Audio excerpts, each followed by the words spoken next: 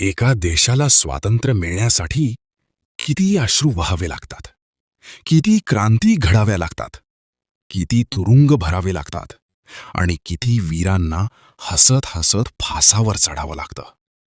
15 August 1947 ही फक्त एक तारीख नाही, ती आहे शेकडो वर्षांच्या संघर्षाची अंतिम विजयरेषा. 1885 मध्ये काँग्रेसच्या स्थापनेपासून ते करा किंवा मराच्या घोषणेपर्यंत, स्वराज्याच्या स्वप्नापासून पूर्ण स्वातंत्र्याच्या पहाटेपर्यंत, भारताचा हा प्रवास फक्त इतिहास नाही, तो आहे रक्त, त्याग, संघर्ष आणि अदम्य इच्छाशक्तीचा महाकाव्य. चला तर मग MPSC प्रोफेसरच्या आजच्या या विशेष लेक्चरमध्ये समजून घेऊया 1885 ते 1947 भारतीय राष्ट्रीय आंदोलनातील महत्त्वाच्या घटना, ज्यांनी गुलाम भारताला स्वतंत्र भारत बनवलं. भारतीय राष्ट्रीय आंदोलनाच्या प्रवासाची संघटित आणि औपचारिक सुरुवात होते 1885 सालापासून. याच वर्षी भारतीय राष्ट्रीय काँग्रेसची स्थापना झाली. ही केवळ एका संस्थेची स्थापना नव्हती, तर भारतीय स्वातंत्र्य संग्रामाला एक राष्ट्रीय दिशा देणारी ऐतिहासिक सुरुवात होती.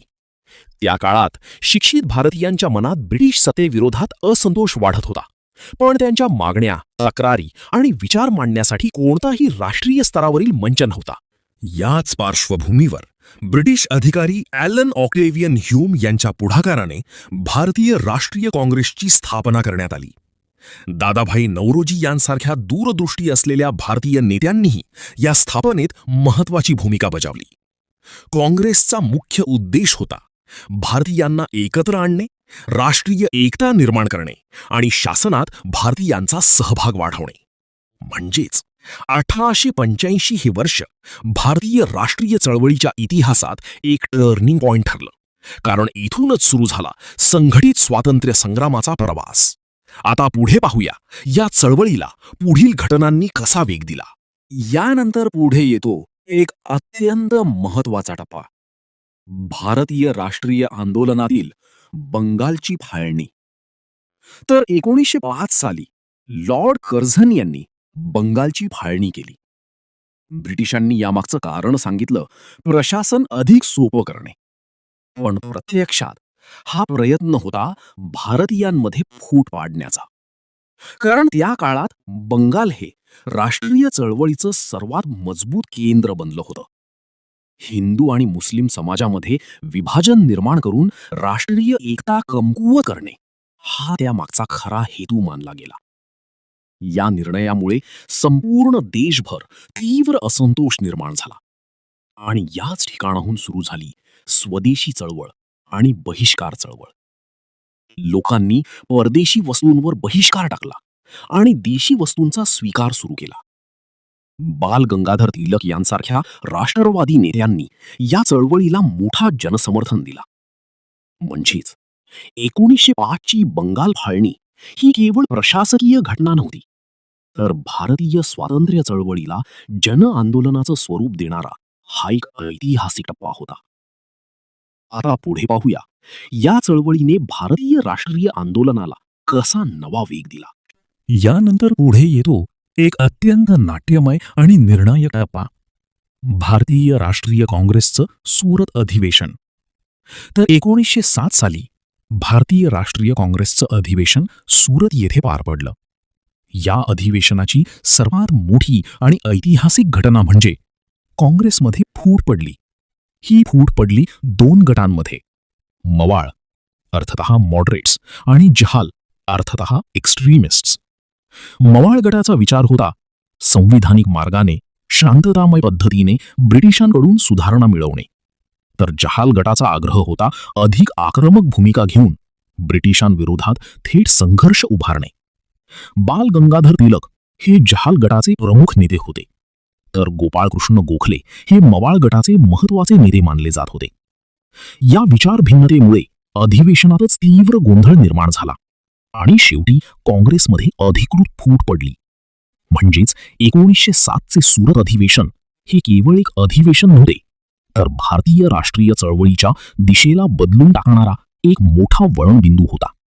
आता पुढे पाहूया या फुटीनंतर राष्ट्रीय आंदोलनाने कसा नवा आकार घेतला?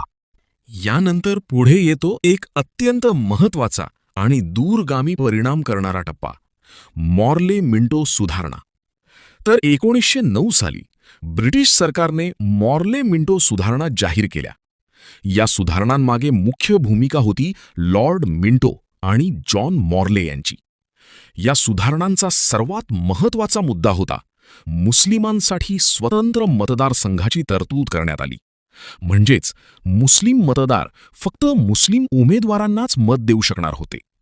ब्रिटिशांनी याला प्रतिनिधित्व वाढवण्याचा निर्णय म्हटलं, पण प्रत्यक्षात हा प्रयत्न होता भारतीय समाजात धार्मिक आधारावर फूट निर्माण करण्याचा. फोडा आणि राज्य करा या धोरणाचा हा एक महत्वाचा भाग मानला गेला. या निर्णयामुळे भारतीय राजकारणात सांप्रदायिकतेची बीजं अधिक खोलवर रुजली. म्हणजेच 1909च्या मॉर्ले मिंटो सुधारणा ह्या केवळ प्रशासकीय बदल नव्हत्या, तर भारतीय राष्ट्रीय आंदोलनावर दीर्घकालीन परिणाम करणारा एक निर्णायक टप्पा होता. आता पुढे पाहूया या बदलांनंतर स्वातंत्र्य चळवळीने कसा नवा मार्ग घेतला. यानंतर पुढे येतो एक अत्यंत प्रेरणादायी आणि जनजागृती करणारा टप्पा, होम रूल लीग चळवळ. तर 1916 साली भारतामध्ये होम रूल लीग चळवळ सुरू करण्यात आली. या चळवळीचा मुख्य उद्देश होता भारताला स्वराज्य मिळवून देणे. म्हणजेच भारतीयांनी स्वतःच्या देशाचं शासन स्वतः चालवावं ही ठाम मागणी या चळवळीतून करण्यात आली.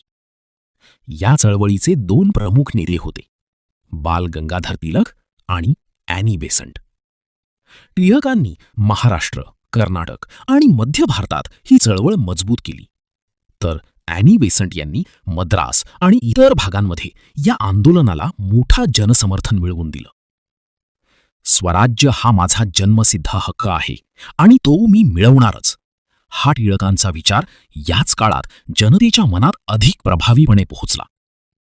या चळवळीमुळे स्वराज्याची मागणी घराघरात पोहोचली आणि भारतीय राष्ट्रीय आंदोलनाला एक नवी ऊर्जा मिळाली. म्हणजेच 1916ची होम रूल लीग चळवळ ही केवळ एक राजकीय मोहीम नव्हती, तर स्वशासनाच्या विचाराला जनआंदोलनात रूपांतर करणारा एक ऐतिहासिक टप्पा होता.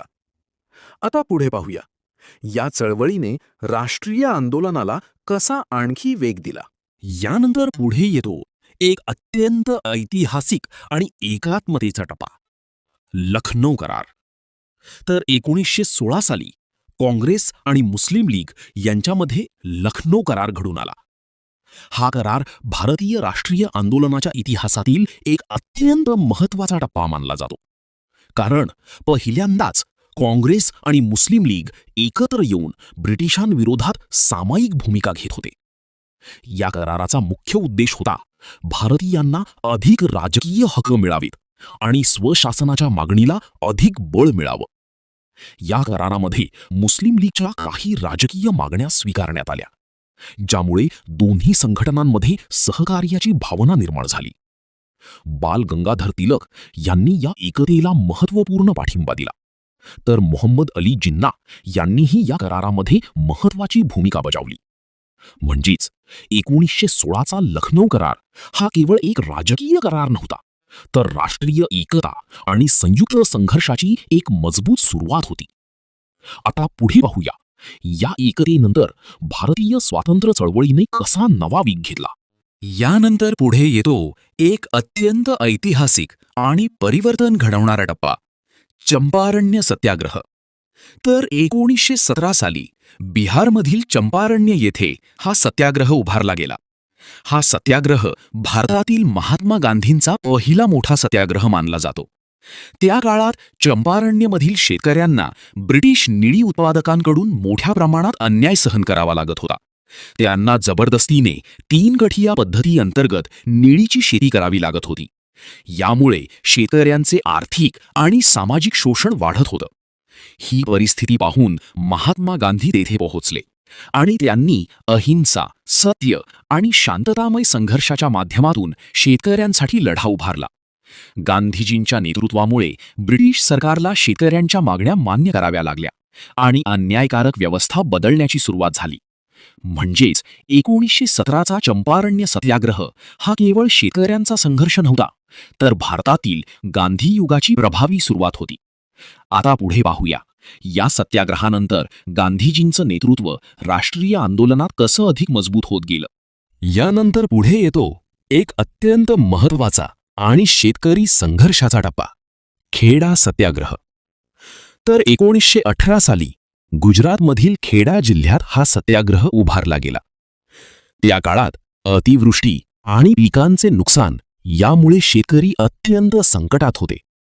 पण तरीही ब्रिटिश सरकारने जमीन महसूल माफ करण्यास नकार दिला. शेतकऱ्यांची अवस्था अत्यंत दयनीय झाली होती. अशा वेळी महात्मा गांधी यांनी या संघर्षात नेतृत्व स्वीकारलं. त्यांच्यासोबत सरदार वल्लभभाई पटेल यांनीही महत्वाची भूमिका बजावली. या आंदोलनाचा मुख्य उद्देश होता शेतकऱ्यांना करमाफी मिळवून देणे. गांधीजींनी अहिंसा आणि सत्याग्रहाच्या मार्गाने शेतकऱ्यांना एकत्र केलं आणि कर भरू नका असा शांततामय संघर्ष उभारला. या दबावामुळे ब्रिटिश सरकारला शेतकऱ्यांना दिलासा द्यावा लागला आणि कर सवलतीचा मार्ग खुला झाला. म्हणजेच 1918चा खेडा सत्याग्रह हा केवळ करमाफीचा प्रश्न नव्हता, तर शेतकऱ्यांच्या हक्कांसाठी उभारलेला एक प्रभावी राष्ट्रीय संघर्ष होता. आता पुढे पाहूया, या आंदोलनानंतर गांधीजींचं नेतृत्व आणखी कसं बळकट झालं. यानंतर पुढे येतो एक अत्यंत महत्वाचा आणि कामगार चळवळीचा टप्पा, अहमदाबाद मिल संप. तर 1918 साली गुजरातमधील अहमदाबाद येथे मजुरांनी हा संघर्ष उभारला. त्या काळात कापड गिरणीतील कामगारांना अत्यंत कमी वेतन मिळत होतं आणि महागाई वाढूनही त्यांच्या पगारात योग्य वाढ केली जात नव्हती. कामगारांनी वेतनवाढीची मागणी केली, पण मिल मालकांनी ती मागणी नाकारली. अशावेळी महात्मा गांधी यांनी या संघर्षात महत्वाचं नेतृत्व केलं. गांधीजींनी अहिंसात्मक मार्गाने कामगारांना एकत्र केलं आणि न्याय मिळेपर्यंत शांततामय लढा सुरू ठेवण्याचं आवाहन केलं. याच काळात गांधीजींनी उपोषणाचाही मार्ग स्वीकारला, ज्यामुळे संघर्षाला नैतिक बळ मिळालं. शेवटी मजुरांच्या मागण्या मान्य करण्यात आल्या आणि वेतनवाढीचा निर्णय झाला. म्हणजेच 1918चा अहमदाबाद मिल संप हा केवळ वेतनवाढीचा प्रश्न नव्हता, तर भारतातील कामगार हक्कांसाठी उभारलेला एक प्रभावी सत्याग्रह होता. आता पुढे पाहूया, या संघर्षानंतर गांधीजींचं नेतृत्व राष्ट्रीय पातळीवर कसं अधिक मजबूत झालं. यानंतर पुढे येतो एक अत्यंत अन्यायकारक आणि संतापजनक टप्पा, रॉलेट कायदा.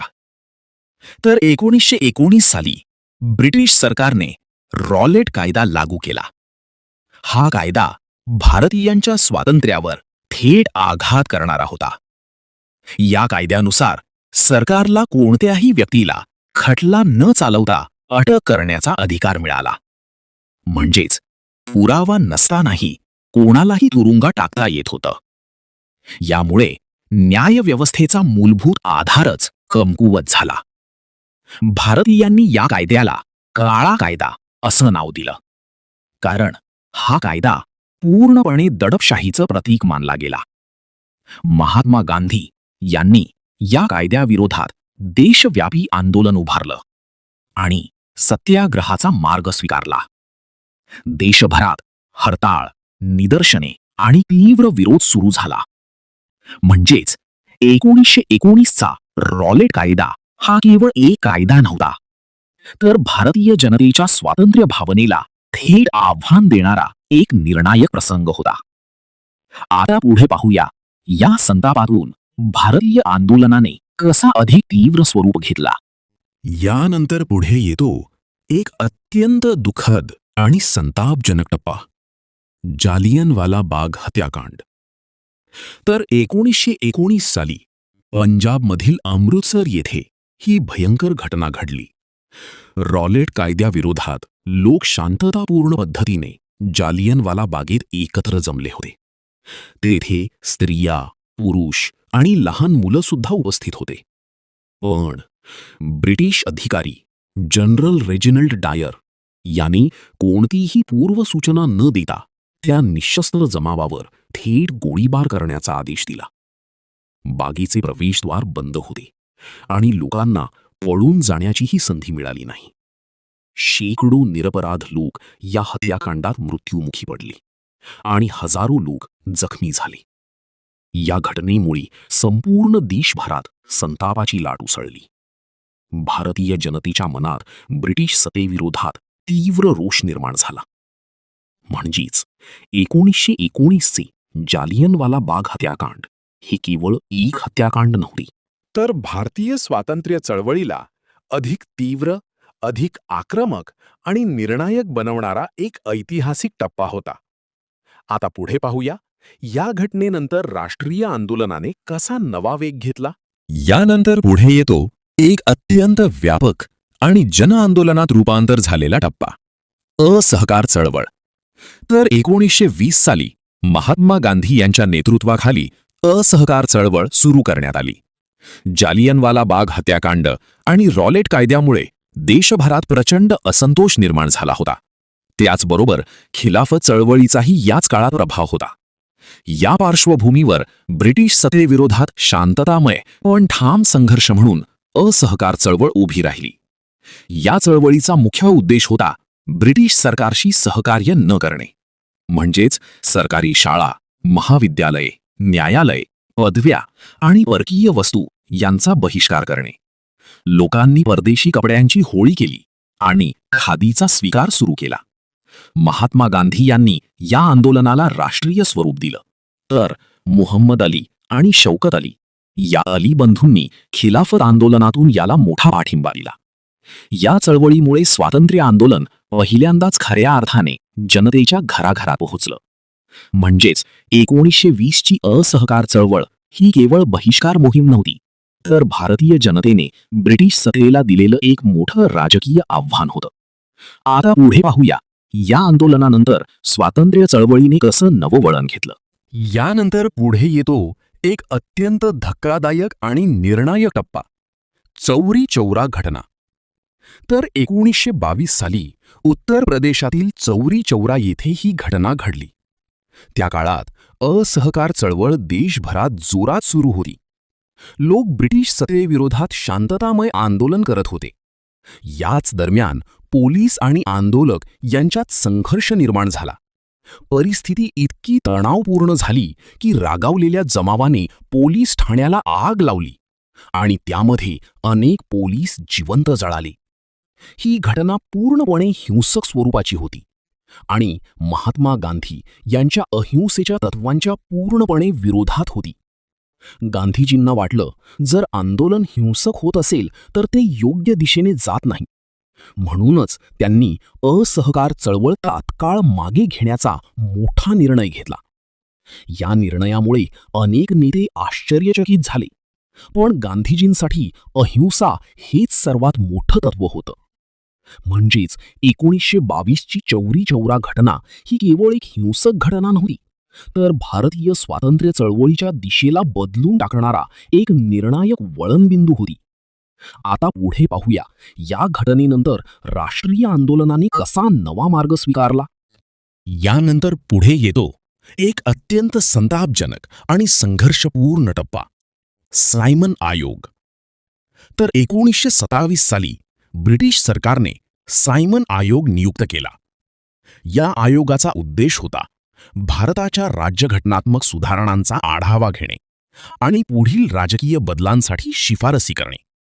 पण या आयोगाची सर्वात मोठी आणि संतापजनक बाब म्हणजे यामध्ये एकही भारतीय सदस्य नव्हता.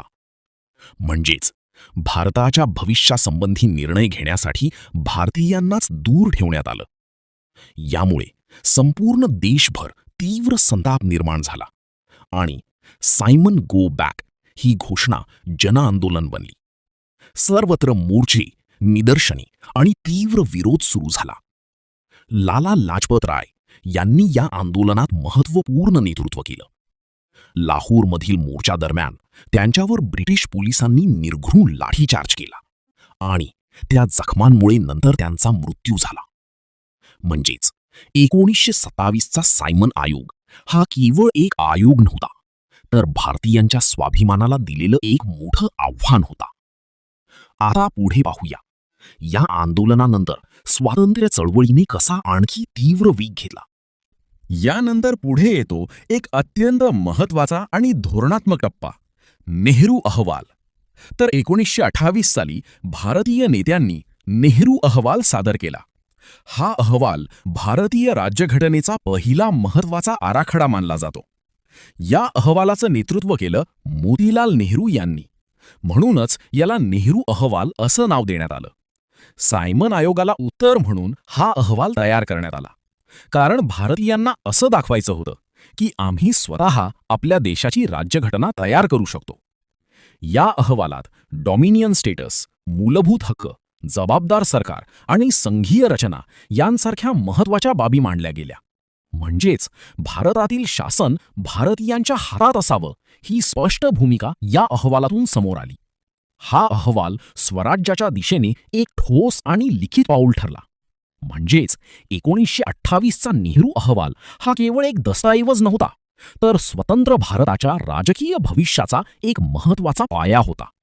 आता पुढे पाहूया, या अहवालानंतर स्वातंत्र्य चळवळीने कसं अधिक निर्णायक वळण घेतलं. यानंतर पुढे येतो एक ऐतिहासिक आणि अत्यंत निर्णायक टप्पा, लाहोर अधिवेशन. तर 1929 साली भारतीय राष्ट्रीय काँग्रेसचं अधिवेशन लाहोर येथे पार पडलं. या अधिवेशनाचं अध्यक्षस्थान भूषवलं जवाहरलाल नेहरू यांनी, जे त्या काळातील तरुण, दूरदृष्टी असलेले आणि आक्रमक विचारांचे नेते होते. या अधिवेशनाची सर्वात मोठी वैशिष्ट्य म्हणजे पूर्ण स्वराज्य हा ठराव अधिकृतपणे मंजूर करण्यात आला. म्हणजेच ब्रिटिशांच्या अधीन राहून नव्हे, तर पूर्णपणे स्वतंत्र भारताची स्पष्ट मागणी करण्यात आली. काँग्रेसने ठरवलं, आता उद्दिष्ट फक्त सुधारणा नव्हे, तर संपूर्ण स्वातंत्र्य आहे. तसेच या अधिवेशनात एक अत्यंत महत्त्वाचा निर्णय घेण्यात आला. 26 जानेवारी हा दिवस स्वातंत्र्य दिन म्हणून साजरा करण्याचा. आणि 1930 पासून देशभरात हा दिवस उत्साहाने पाळला गेला.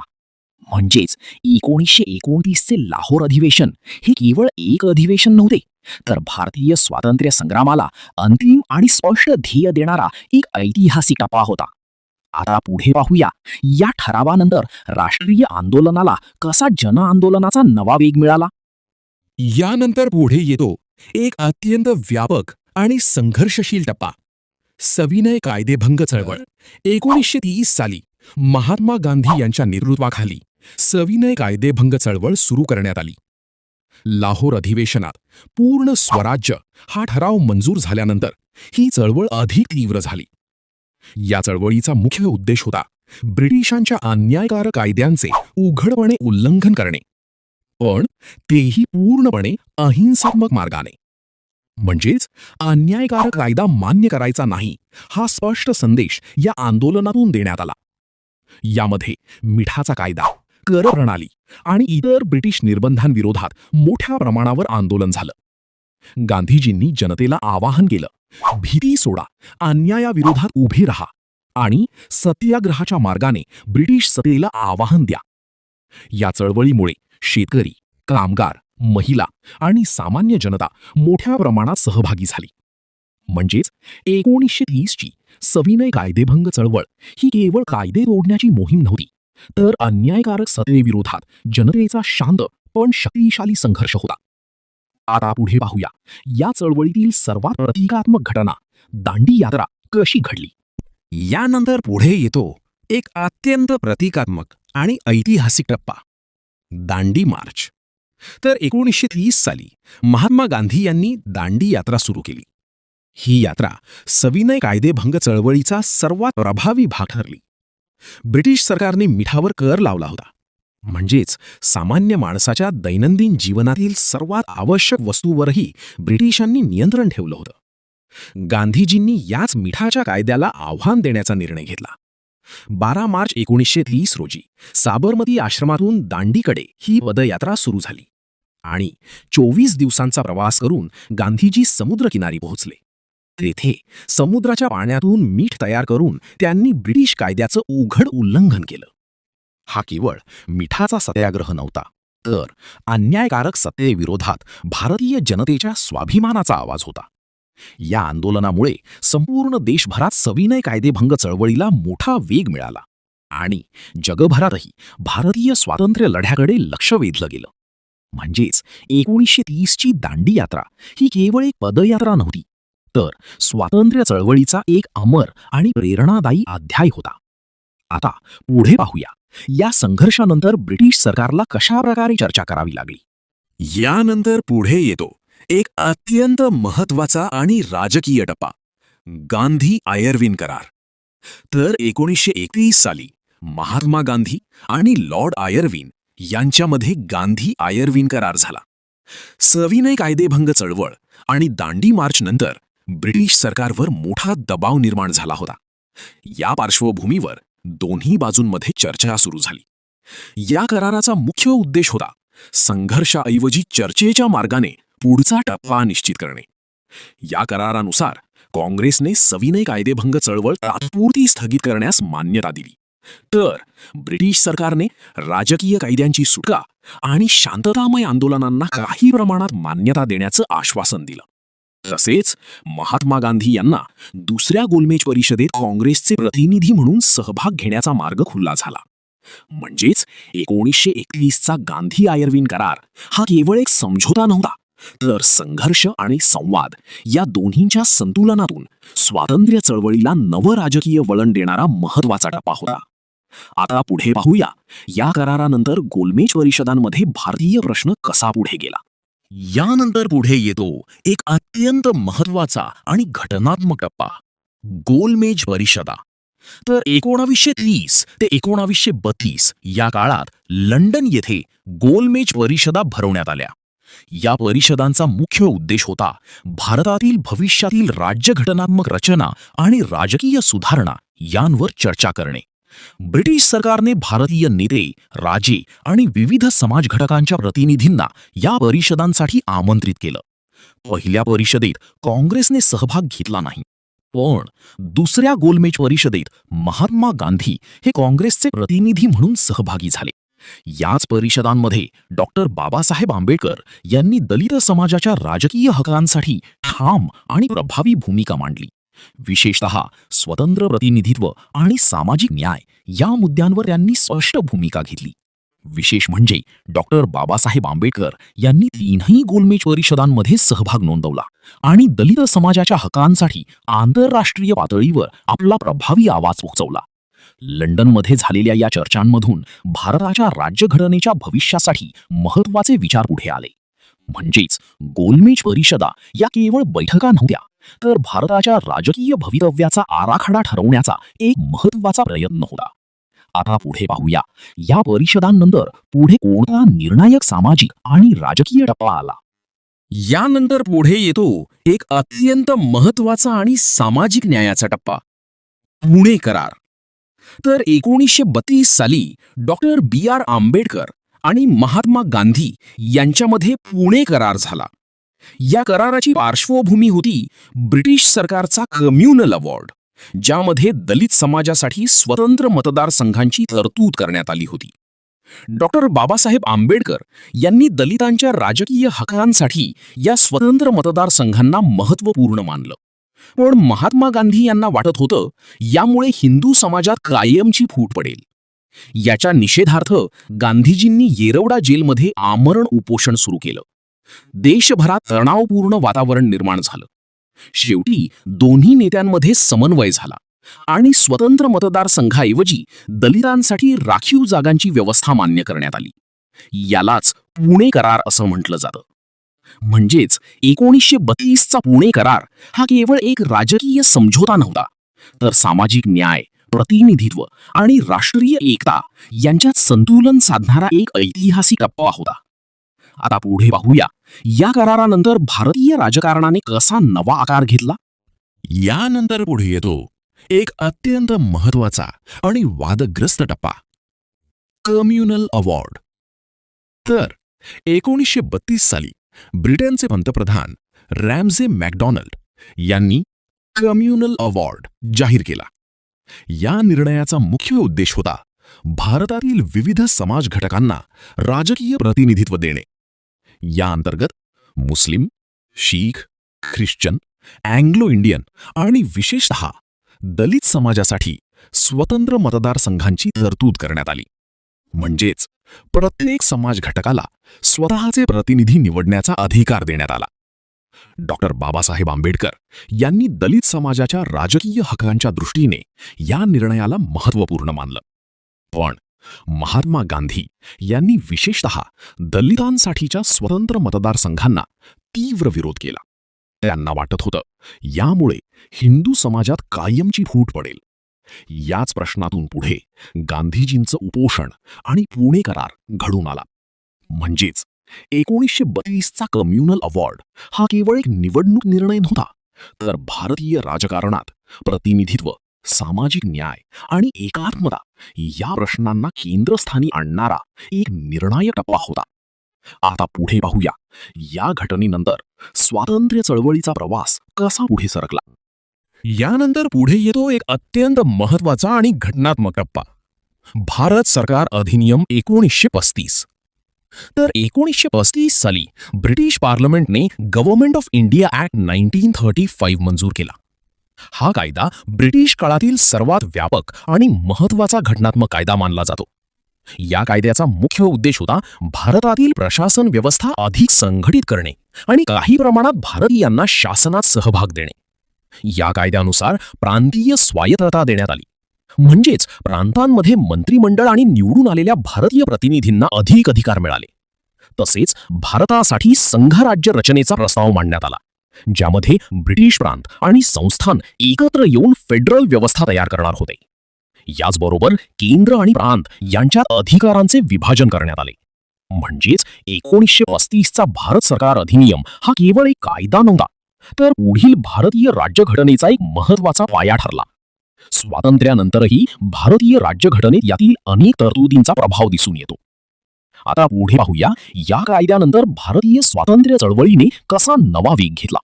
यानंतर पुढे येतो एक अत्यंत निर्णायक आणि ज्वलंत टप्पा, भारत छोडो चळवळ.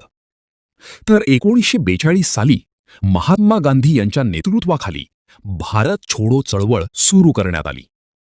ही चळवळ भारतीय स्वातंत्र्य संग्रामातील सर्वात तीव्र आणि व्यापक जनआंदोलनांपैकी एक ठरली. त्या काळात दुसरे महायुद्ध सुरू होते. ब्रिटिश सरकारने भारतीयांची संमती न घेता भारताला युद्धात सहभागी केलं होतं. यामुळे देशभरात मोठा असंतोष निर्माण झाला. 8 ऑगस्ट 1942 रोजी मुंबईतील ग्वालिया टँक मैदानात काँग्रेसच्या अधिवेशनात गांधीजींनी एक ऐतिहासिक घोषणा केली, करा किंवा मरा, डू ऑर डाय. म्हणजेच आता स्वातंत्र्य तात्काळ मिळालंच पाहिजे अशी ठाम भूमिका देशासमोर ठेवण्यात आली. या घोषणेनंतर देशभरात मोठ्या प्रमाणावर आंदोलने, मोर्चे आणि ब्रिटिशांविरोधात जनतेचा उग्र विरोध सुरू झाला. ब्रिटिश सरकारने गांधीजींसह अनेक प्रमुख नेत्यांना तात्काळ अटक केली, पण तरीही चळवळ थांबली नाही. म्हणजेच 1942ची भारत छोडो चळवळ ही केवळ एक घोषणा नव्हती, तर ब्रिटिशांना भारत सोडण्यास भाग पाडणारा अंतिम आणि निर्णायक संघर्ष होता. आता पुढे पाहूया या चळवळीनंतर भारत स्वातंत्र्याकडे कसा अंतिम टप्प्यात पोहोचला. यानंतर पुढे येतो एक अत्यंत महत्वाचा आणि अंतिम राजकीय टप्पा, कॅबिनेट मिशन. तर 1946 साली ब्रिटिश सरकारने भारतामध्ये कॅबिनेट मिशन पाठवलं. ह्या मिशनचा मुख्य उद्देश होता भारतातील सत्ता हस्तांतरणाची प्रक्रिया आणि स्वतंत्र भारताच्या राज्यघटना निर्मितीचा आराखडा तयार करणे. ह्या मिशनमध्ये lord Pethick Lawrence, sir Stafford Cripps आणि A.V. अलेक्झांडर यांचा समावेश होता. ब्रिटिश सरकारला हे स्पष्ट झालं होतं की आता भारतावर दीर्घकाळ राज्य करणं शक्य नाही. म्हणून सत्तेचा शांततामय हस्तांतरण हा मोठा प्रश्न बनला होता. कॅबिनेट मिशनने भारतासाठी संघीय रचनेचा एक प्रस्ताव मांडला. तसेच घटना सभा, कॉन्स्टिट्युएंट असेंब्ली स्थापन करण्याची महत्त्वपूर्ण योजना दिली. याच प्रक्रियेतून पुढे भारतीय राज्यघटना घडवण्याचा मार्ग स्पष्ट झाला. म्हणजेच 1946चे कॅबिनेट मिशन हे केवळ एक प्रतिनिधी मंडळ नव्हते, तर भारतीय स्वातंत्र्याच्या अंतिम टप्प्याला औपचारिक दिशा देणारा एक निर्णायक ऐतिहासिक क्षण होता. आता पुढे पाहूया या मिशननंतर भारताला स्वातंत्र्य नेमकं कसं मिळालं.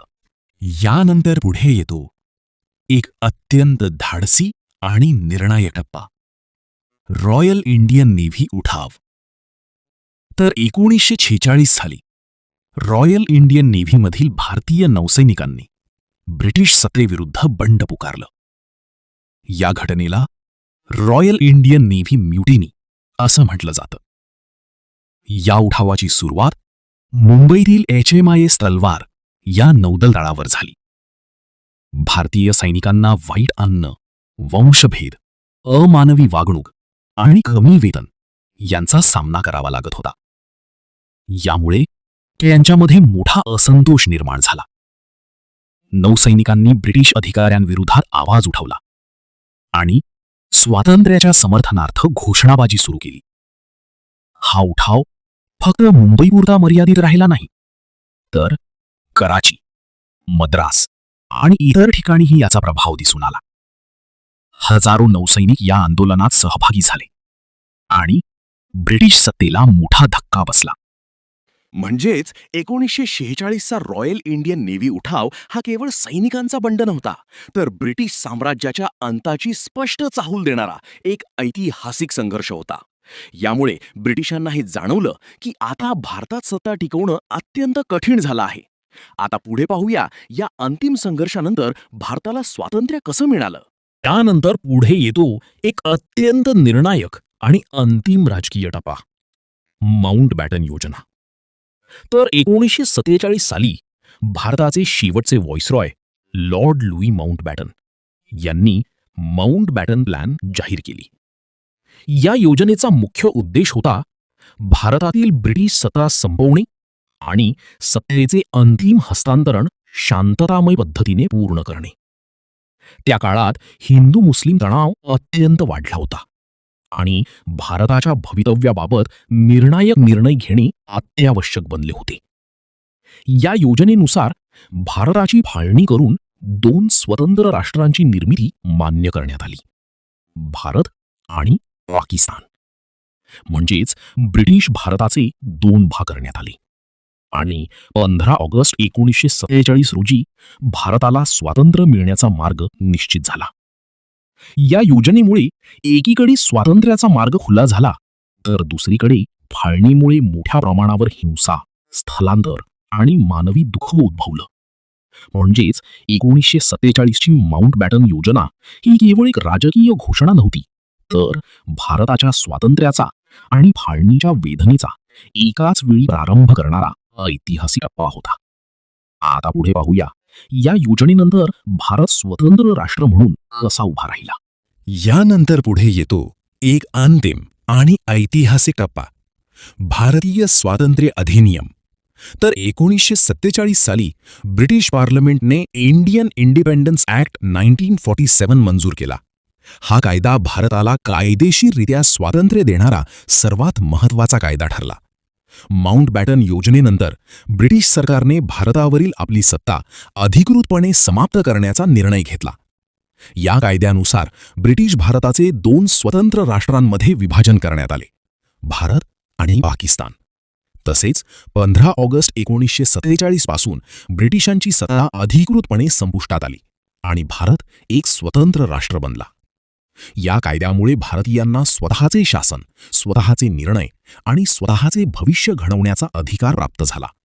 म्हणजेच 1947चा भारतीय स्वातंत्र्य अधिनियम हा केवळ एक कायदा नव्हता, तर शेकडो वर्षांच्या संघर्ष, त्याग आणि बलिदानाला मिळालेलं कायदेशीर स्वातंत्र्य होतं. याच क्षणापासून भारताने गुलामगिरीतून लोकशाहीकडे आणि राष्ट्रनिर्मितीकडे आपला नवा प्रवास सुरू केला. आता पुढे पाहूया स्वतंत्र भारताच्या उभारणीचा पुढील इतिहास कसा घडत गेला. यानंतर पुढे येतो एक सर्वात ऐतिहासिक आणि भावनिक टप्पा, भारताचे स्वातंत्र्य. तर 15 ऑगस्ट 1947 रोजी भारत ब्रिटिश राजवटीतून अधिकृतपणे स्वतंत्र झाला. जवळपास 200 वर्षांच्या पारतंत्र्यानंतर भारताने स्वतःचा श्वास स्वतःच्या अधिकाराने घेतला. हा क्षण केवळ राजकीय नव्हता, तर कोट्यवधी भारतीयांच्या संघर्ष, त्याग आणि बलिदानाचं फळ होता. या ऐतिहासिक क्षणी जवाहरलाल नेहरू यांनी त्यांचं प्रसिद्ध भाषण दिलं, ट्रिस्ट विथ डेस्टिनी, ज्यामध्ये त्यांनी स्वतंत्र भारताच्या नव्या पहाटेची घोषणा केली. लॉर्ड लुई माउंटबॅटन हे स्वतंत्र भारताचे पहिले गव्हर्नर जनरल ठरले, तर जवाहरलाल नेहरू हे भारताचे पहिले पंतप्रधान बनले. पण या स्वातंत्र्यासोबत फाळणीची वेदनाही होती. भारत आणि पाकिस्तान या दोन राष्ट्रांच्या निर्मितीमुळे मोठ्या प्रमाणावर हिंसा, स्थलांतर आणि मानवी हानी घडली. तरीही 15 ऑगस्ट 1947 हा दिवस भारतीय इतिहासातील सर्वात गौरवशाली दिवस ठरला. म्हणजेच भारताचे स्वातंत्र्य हे केवळ सत्ता हस्तांतरण नव्हते, तर स्वाभिमान, लोकशाही आणि राष्ट्रनिर्मितीच्या नव्या युगाची सुरुवात होती. आणि अशा प्रकारे 1885 पासून सुरू झालेला भारतीय राष्ट्रीय आंदोलनाचा प्रवास 1947 मध्ये स्वातंत्र्याच्या शिखरावर पोहोचला. तर अशा प्रकारे 1885 मध्ये भारतीय राष्ट्रीय काँग्रेसच्या स्थापनेपासून ते 1947च्या स्वातंत्र्यापर्यंत भारताचा हा प्रवास फक्त इतिहास नव्हता, तो होता संघर्षाचा, त्यागाचा, बलिदानाचा आणि अखंड आशेचा प्रवास. या भूमीने असंख्य क्रांतिकारक पाहिले. काहींनी तुरुंगवास सहन केला, काहींनी गोळ्या झेलल्या, तर काहींनी हसत हसत फासावरही चढण्याचा निर्णय घेतला. कारण त्यांना माहीत होतं की येणाऱ्या पिढ्यांनी मुक्त श्वास घ्यावा. महात्मा गांधी यांचा सत्याचा मार्ग, बाल गंगाधर तिलक यांचा स्वराज्याचा नारा, सुभाषचंद्र बोस यांची ज्वाला, डॉक्टर बाबासाहेब आंबेडकर यांचा न्यायाचा संघर्ष, भगत सिंग यांचं बलिदान, या प्रत्येकाने भारताच्या स्वातंत्र्याचा एक एक दगड रचला. आज आपण स्वतंत्र भारतात उभे आहोत, मोकळेपणाने बोलतो, मत व्यक्त करतो, स्वप्न पाहतो. हे सहज मिळालेलं नाही. या स्वातंत्र्यामागे असंख्य ज्ञात अज्ञात वीरांचं रक्त, अश्रू आणि त्याग दडलेला आहे. म्हणूनच इतिहास फक्त पाठ करायचा नसतो, तो समजून घ्यायचा असतो, जपायचा असतो आणि पुढच्या पिढीपर्यंत अभिमानाने पोहोचवायचा असतो. कारण स्वातंत्र्य ही फक्त एक तारीख नाही, ती आहे आपली ओळख, आपला स्वाभिमान आणि आपलं राष्ट्रीय कर्तव्य. चला, या महान बलिदानांना मनापासून सलाम करूया आणि एक जबाबदार, सशक्त आणि सुंदर भारत घडवण्याची प्रतिज्ञा करूया. आता एक महत्त्वाची माहिती. या MPSC प्रोफेसरच्या क्लासरूममधील सर्व नोट्स आणि PDFs तुम्हाला टेलिग्राम चॅनलवर मिळणार आहेत. म्हणून अजून जॉईन नसेल केलं तर आत्ताच जॉईन करा. लिंक डिस्क्रिप्शन बॉक्समध्ये दिलेली आहे. अशाच दर्जेदार आणि एक्झाम ओरिएंटेड लेक्चरसाठी MPSC प्रोफेसरला नक्की सबस्क्राईब करा आणि बेल आयकॉन दाबायला विसरू नका. अभ्यास करत रहा, यश नक्की मिळेल. जय शिवराय.